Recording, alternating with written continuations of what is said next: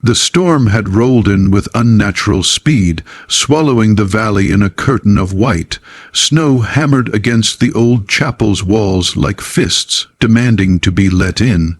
Inside, the villagers huddled together, their breath misting in the frigid air, their faces pale not from the cold, but from fear. A dozen candles flickered in shallow brass bowls, their flames bending with every draught that slipped through the cracked stones. At the center of the room, on a raised wooden platform, knelt the girl they had dragged from the woods. Her green dress clung to her like a memory of warmth, torn at the shoulder and streaked with dirt. Long blonde braids fell over her chest, trembling with each shiver that passed through her. Her hands, bound at the wrists with coarse rope, rested on her lap. A thin trail of blood ran down her knee where she'd stumbled on the chapel steps. She didn't cry, she didn't beg, she only looked at the floor, breathing slowly, as if she were preparing herself for something none of them could understand. Around her, the villagers murmured, angry voices, frightened voices, voices eager to see someone suffer so they might feel safer. Torches and candles cast tall, wavering silhouettes on the walls, the shadows stretching like fingers searching for her. She was found near the lake. Someone whispered harshly, where the ice broke. Another replied. Where the boy disappeared, she was alone out there. A woman hissed, alone. Why alone, if not to summon something? The girl lifted her head then, but only slightly, enough for the crowd to see the bruise forming on her cheek. The one who dragged her in hadn't been gentle. Near the edge of the platform stood the elder, the oldest man in the village, wrapped in heavy black robes that smelled of old parchment and incense. His white beard spilled over his chest like snowfall on stone. He held an ancient book, its leather cover cracked, its pages yellowed with time. His fingers trembled, not with age, but with urgency. He looked at the girl as if she were a door he was afraid to open. The signs were clear. The elder said, his voice deep enough to quiet the murmurs, the sudden storm, the boy missing, the unnatural cold. He raised the book slightly, and we found her near the place where the ice split. A collective gasp spread across the room like wind. The girl opened her eyes fully now, blue, startling, and filled with something the villagers mistook for defiance, but was only desperation. "I didn't do anything," she said softly. Her voice was steady, but it carried a tremor that reached even the elder. A few villagers flinched, stepping back, as though her voice itself might curse them. "You were seen," a man shouted, "at the lake, touching the ice. I was trying to pull him out," the girl cried, the first crack in her calm. "I heard him scream, but by the time I reached Elias, the same man spat, 'Dark ones, she's a witch.'" Another woman whispered, clutching her shawl tighter, or cursed, or both. The elder closed his eyes briefly, as though the weight of their words crushed him. When he looked at the girl, sorrow flickered in his gaze, then hardened into duty. "We must protect the village," he said. "Whatever force has brought this storm must be answered." The candles flickered violently, as if agreeing. The girl lowered her head, her breath shuddering. She could feel the cold of the wooden platform seeping through her skin, could hear the distant howling of the wind outside. Above her, the rope hung like a sentence waiting to be read. Yet even surrounded by fear and superstition, she refused to let despair consume her.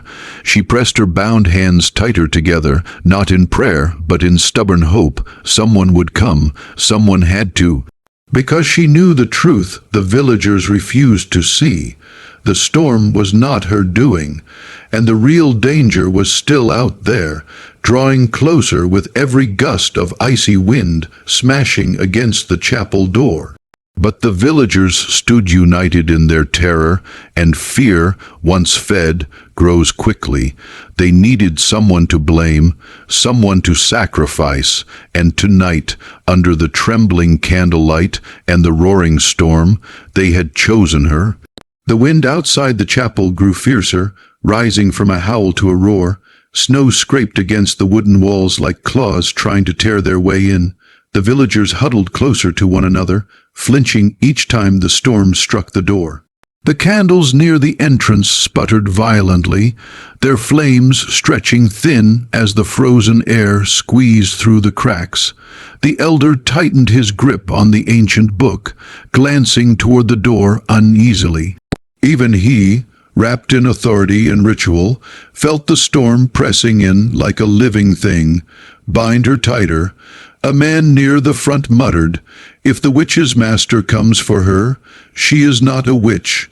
The girl shouted, though her voice broke in the cold air.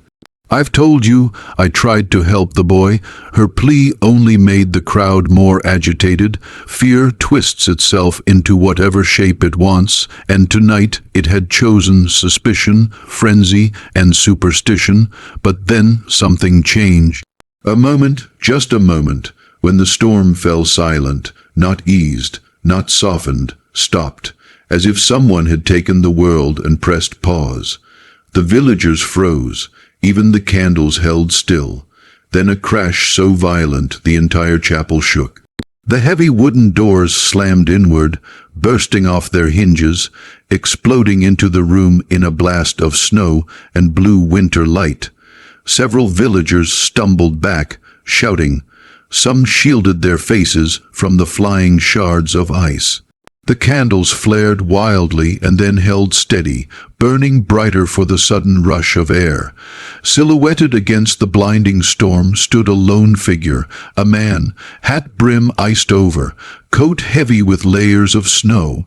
Boots, worn, battered, and fur-trimmed, the kind of man who'd crossed mountains, deserts, and death itself, and learned to walk through storms as though they were mere inconveniences. His breath hit the air in white bursts. His jaw was tight, dusted in frost. In his eyes, a look so fierce it cut straight through the chaos. The rugged stranger stepped inside, bracing his arms against the shattered doorframe. Snow swirled around him, drifting across the chapel floor and melting against the warped boards. The blizzard behind him glowed with a strange, sharp blue, as if the very storm carried its own light. Villagers gasped, "It's him! From the ridge, he's alive!" The elder frowned deeply. "Why do you come in such a manner?" he demanded, his voice rising over the wind still pushing through the doorway. The stranger ignored him, his gaze fixed on the girl, her head jerked upward, eyes widening in disbelief, and something close to relief. A tremor passed through her, the first sign of hope she'd shown since they dragged her inside. The man stalked forward, boots thudding across the wooden boards. Every villager he passed stepped back instinctively, as though sensing something dangerous in him, not evil, but unstoppable. "Untie her," he said. The elder slammed his book shut. "You have no place here. I've got every place." The stranger growled, "When you've tied up someone who saved your lives more times than you'll ever know." Gasps swept through the crowd like fire across dry grass. Murmurs broke out, fearful, confused, angry. "She was seen at the lake," someone cried, "where the boy vanished. And you think she made the ice break?" The man snapped, turning toward the crowd. "Or did any of you stop to consider she nearly froze to death trying to pull him out?" Silence. Uncomfortable, heavy, the kind of silence that reveals guilt, not certainty. The elder lifted his chin. "There are signs," he insisted. "The storm, the cold, the timing. She was found alone, so was I." The man cut in sharply. "Your logic's about as frozen as the lake." He took another step, closer now to the platform where the girl knelt. Her eyes were locked on him, steadying herself through him. "You shouldn't have come," she whispered, breath trembling. "And leave you with this pack of frightened fools," he muttered back. "Not a chance." A few villagers surged forward then, trying to appear brave, though their steps wavered. They brandished torches and old farming tools, trying to block the stranger from getting closer. "You don't understand," a woman stammered. "She has brought darkness." "No," he said, voice low, controlled, dangerous. "The darkness is what you let fear turn you into." He reached the edge of the platform. The elder stepped between them, blocking his path. His black robes shifted like heavy shadows. "You will not interfere," the elder warned. "This ritual is for the safety of the village." The man's fingers curled into fists. "If your village needs to tie up innocent girls to feel safe, then you've got bigger problems than the storm." The candles shuddered again, but not from wind, from tension, from something building. Something imminent. The stranger inhaled slowly, snow melting off his coat, dripping onto the wooden boards. "Last time, elder," he said, voice steady as steel, "untie her." The elder tightened his grip on the rope binding the girl. And the moment hovered on a blade's edge. For a moment, no one dared move. The newcomer stood on the platform like a living wall, shoulders squared, every muscle ready to spring. His coat hung heavy with melting snow, dripping onto the boards. Behind him, the girl sat with her back straight and her bound hands resting in her lap, her eyes fixed on him, as though he were the only solid thing left in a world of collapsing certainty. The elder lowered his ancient book slowly, his face tightening in wary confusion. "You do not know what you are doing," the old man warned. "Step aside." The newcomer didn't even glance at him. His eyes swept the crowd instead, measuring them. Who might attack? Who might grab a weapon? Who might lose their nerve first? "I'm doing what none of you have the courage to do," he said. "I'm telling the truth." A low growl of anger rose from the villagers. One woman pointed a shaking finger at the girl. "She was found where the ice broke. No one else was there. She was trying to save him." The man interrupted sharply. "I saw the tracks myself, and I saw the broken ice, and I saw where she crawled out." He paused, voice tightening. "Alone." The villagers exchanged startled looks. "She nearly froze to death trying to drag him out." He continued. "And while she was lying there shivering on the bank, you dragged her up like an animal." The girl lowered her head, shame and grief mixing in her eyes. The memory of the icy water clung to her skin even now. The cold that stole her breath, the desperate scrabbling for the boy's hand, the moment the ice snapped beneath them both. But the crowd wasn't ready to let go of their fear. "You don't understand," a man shouted. "The storm started as soon as she returned. It followed her," cried another. "Dark signs, evil omens. She was alone, always alone." Fear made their voices sharp. Fear made them blind. The elder slammed the book shut with a heavy thud that echoed through the chapel. "This is not about blame," he said. "It is about protection. If she carries something, some curse, some mark, we cannot risk letting her go free." The newcomer stepped closer to him. "She doesn't carry the curse," he said quietly. "The thing responsible for the storm does." A ripple of suspicion passed through the crowd. The elder narrowed his eyes. "And how would you know that?" The man hesitated.